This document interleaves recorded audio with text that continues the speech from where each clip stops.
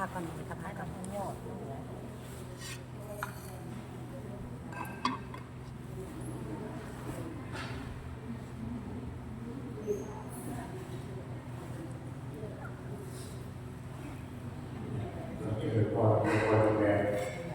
บาสบาสิกาชาวบาสเรสีของเราเนาะ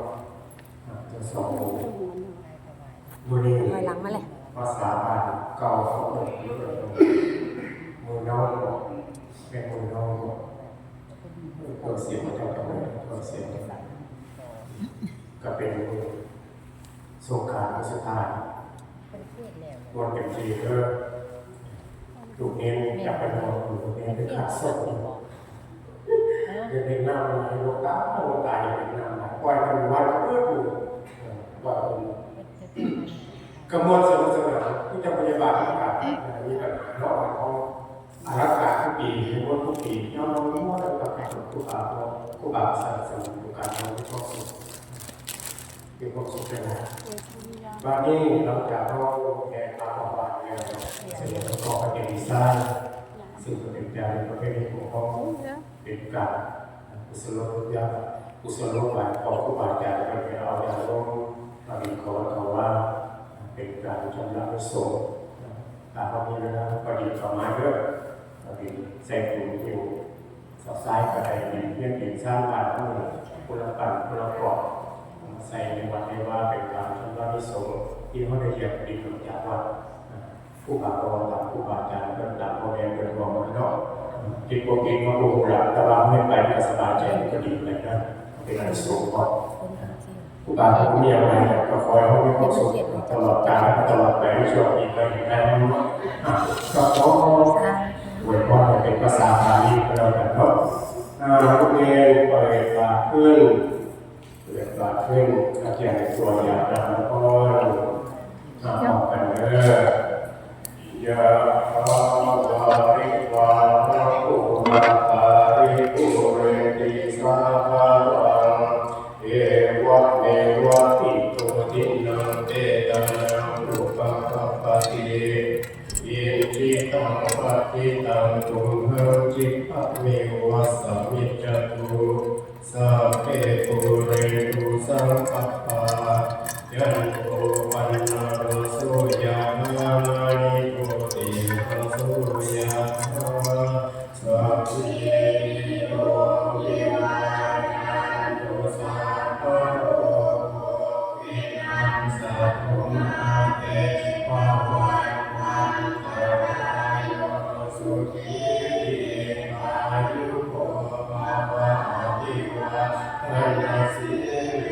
สะเยจังพุทธาปัจจายิโกต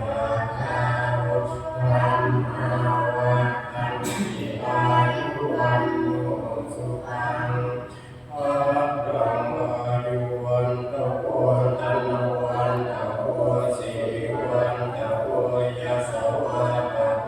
วันวัตตะโพวันนวัตตะโพสุภวัตตะโพโมตุสัมปทาทุกขโลภะปยาเวนะโสภาสัตตุจุปัฏฐวะอเนกะอันตรายาปิวินัสสันตุจเตจะสัจจเสติตันหังลาภโสทิภะยังสุขังพลังสิวิรายุจวันโยจะโพพังโอติกายาสวาสัตวะสัจจะอายุจะทิวเสติภวันตุเตภวัตุสัพพะมังคลังอันตุสัพพะเทวตาสัพพะพุทธานุภาเวนัสสะโสติภวันตุเตภวัตุสัพพะมังคลังอันตุสัพพะเทวตาสัพพะธัมมานุภาเวนัสสะโสติภวันตุเตภวัตุสัพพะมังคลังอันตุสัพพะเทวตาสัพพะสังฆานุภ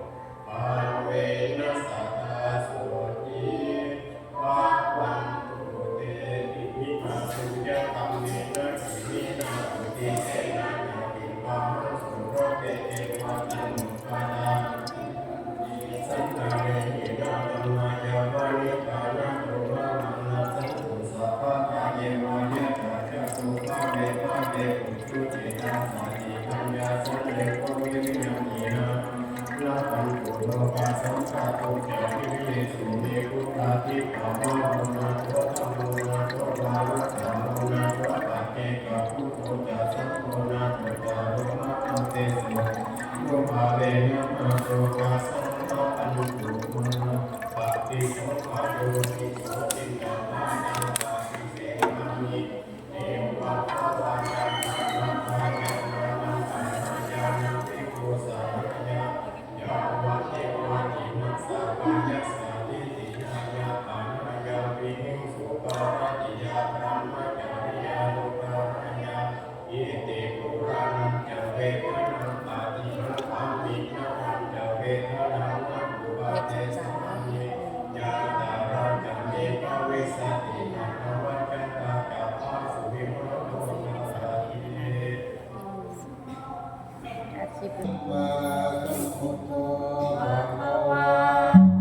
พุทธังภะคะวันตังอะภิวาเท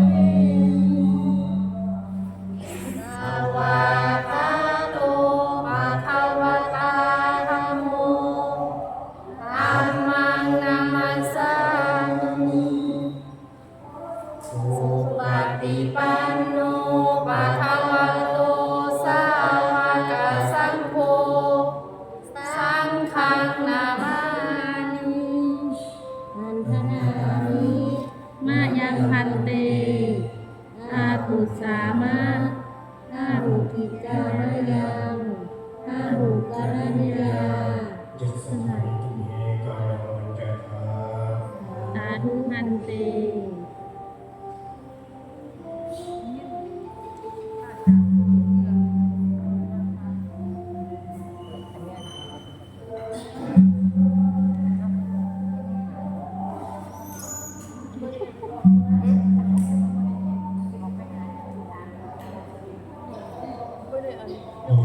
ครับรถกาดมันนี่เนาะครับรถแห่